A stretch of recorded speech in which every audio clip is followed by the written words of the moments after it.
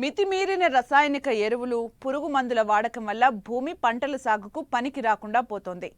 పంట పెట్టినా దిగుబడులు రాక రైతులు నష్టపోతున్నారు. ఇలాంటి పరిస్థితుల్లో జీలుగా, జనుము, పిల్లి పెసర లాంటి పంటలను సాగు చేసి పచ్చిరొట్టగా మార్చుకుని పొలాన్ని సారవంతం చేసుకోవాలని సూచిస్తున్నారు మంచిర్యాల జిల్లా బెల్లంపల్లి కృషి విజ్ఞాన కేంద్రం శాస్త్రవేత్తలు.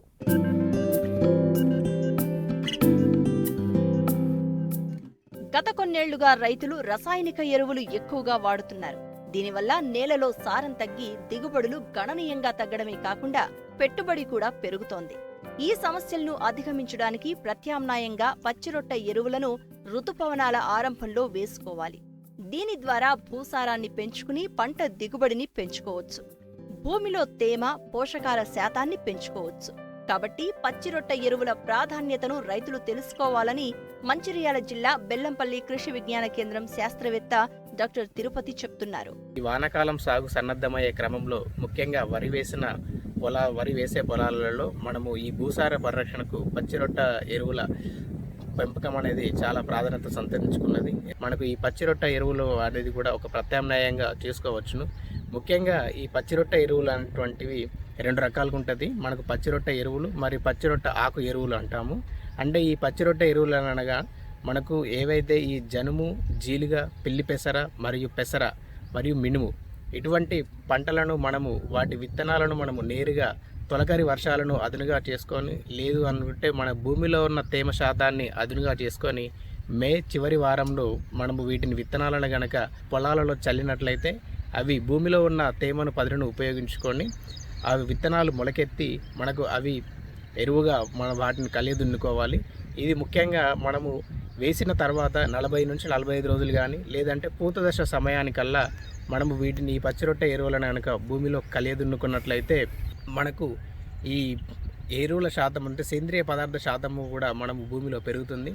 ముఖ్యంగా ఈ పచ్చిరొట్ట ఎరువులు అంటే పిల్లి పెసర అదేవిధంగా జనుము, జీలుగా ఇటువంటివి ఏంటంటే అపరాల జాతికి చెందిన పైర్లు. ఈ అపరాల పైర్లు ఏమిటంటే వాటిలో భూమి లోపల వేర్ల లోపల మనకు రైజోబియం బ్యాక్టీరియా అనేది నిల్వ ఉంటుంది వాటి వేరు బుడిపలలో.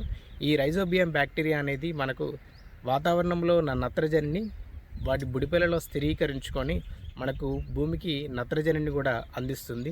మనము ఈ జీలుగా అయితే ఒక ఎకరానికి 10 నుండి 12 కిలోల జీలుగను మనము మే చివరి వారంలో కానీ తొలకరి వర్షాలను అదునుగా చేసుకొని వేసుకున్నట్లయితే మనకు 45 నుంచి 50 రోజులకు మనకు 50% పూత వస్తుంది. అప్పుడు మనము దీనిని భూమిలో కలియదున్నుకోవాలి. దీని ద్వారా మనము దాదాపు ఒక ఎకరానికి 20 నుండి 25 కిలోల నత్రజనిని మనము నేరుగా భూమికి అందించిన వాళ్ళం అవుతాం. సో తద్వారా మనము దాదాపు ఒక సగం నుంచి ఒక బస్తా వరకు యూరియా బ్యాగును మనము తర్వాత వేసే వరి పంటకు తగ్గించుకోవచ్చు.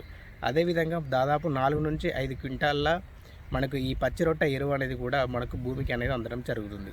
అదేవిధంగా జనుమును కూడా మనము ఒక ఎకరానికి 12 నుంచి 15 కిలోలు వేసుకొని భూమి లోపల 45 నుంచి 50 రోజుల సమయంలో లేదంటే 50% పూత దశలో కలియదున్నుకున్నట్లయితే మనకు దాదాపు 10 నుంచి 20 కిలోల నత్రజని అనేది నేరుగా భూమికి అందడం జరుగుతుంది.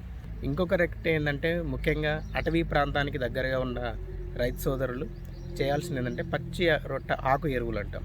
అంటే ఈ వేప, తంగేడు, వెంపలి, కానుగ ఇటువంటి మొక్కల యొక్క లేత కొమ్మలు కానీ ఆకులను కానీ మనము సేకరించి వాటిని మనము మన వరి మాగాణుల్లో వేసేసుకొని నీరు పెట్టేసి మనం దాన్ని కలియదున్నుకున్నట్లయితే మనకు అది కూడా మనకు పచ్చిరొట్ట ఆకు ఎరువుగా పనిచేస్తుంది.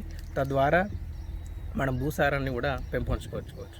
ముఖ్యంగా మనకు ప్రొఫెసర్ జయశంకర్ తెలంగాణ రాష్ట్ర వ్యవసాయ విశ్వవిద్యాలయం వరంగల్ పరిశోధనా స్థానం నుంచి విడుదలైన WGG-42 యాదాద్రి అనే తక్కువ కాల పరిమితి గలగ పెసర రకాన్ని మనము 8 నుంచి 10 కేజీల చొప్పున ఎకరానికి విత్తనాలను వేసుకొని మనం అది 60 రోజుల్లోపు 65 రోజుల్లోపు మనకు పంట అనేది చేతికి వస్తుంది.